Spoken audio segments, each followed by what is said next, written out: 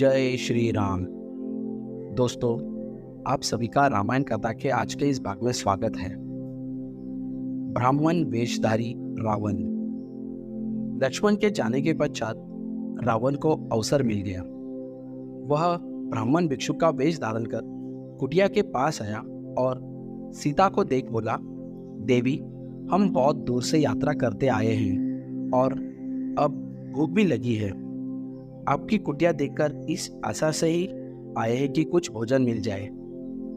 माता सीता ने ब्राह्मण भिक्षु को प्रणाम करते हुए कहा, अवश्य आप यही ठहरिए, यथासंभव आपके लिए भोजन लेकर आती हूँ। तभी ब्राह्मण वेशधारी रावण बोला, देवी, लंबी यात्रा की वजह से मैं क्लांत हूँ, इसलिए विश्राम की भी आवश्यकता है। और उसने अपने पैर कुटिया की ओर बढ़ाए, पर तभी उन्हें वहीं पर रोकते हुए माता सीता बोली, क्षमा करें ब्राह्मण देव, इस समय मेरे पति कुटिया में नहीं है, इसलिए मैं आपका स्वागत नहीं कर सकती। ये कहकर माता सीता भोजन लाने कुटिया में चली गई। सीता जी के अंदर चले जाने के बाद ब्राह्मण वेशधारी रावण ने कुटिया में प्रवेश करते हुए अनेकों बार प्रयास करने पर भी वो असफल रहा। लक्ष्मण रेखा होने के कारण वो पार न कर पाया, तो वो वही नजदीक की एक पेड़ की छाया में बैठ गया। थोड़ी ही देर बाद सीता जी भोजन लेकर आ गई और ब्राह्मण जी को स्वयं वहां आकर भोजन लेने की विनती करने लगी। वे बोली, हे ब्राह्मण देव, मैं इस कुटिया से बाहर नहीं आ सकती। मेरे देवर ने मेरी रक्षा हेतु यहाँ सुरक्षा रेखा का निर्माण किया है और उस सीमा को मैं नहीं लांघ सकती, इसलिए आप ही को यहाँ आकर भोजन लेना होगा। परंतु ब्राह्मण वेशधारी रावण ने साफ मना कर दिया और कहा, तुम वारंवार मेरा अपमान कर रही हो। अगर अब तुमने यहाँ आकर मुझे भोजन नहीं दिया तो मैं तुम्हारे पति को श्राप दे दूंगा।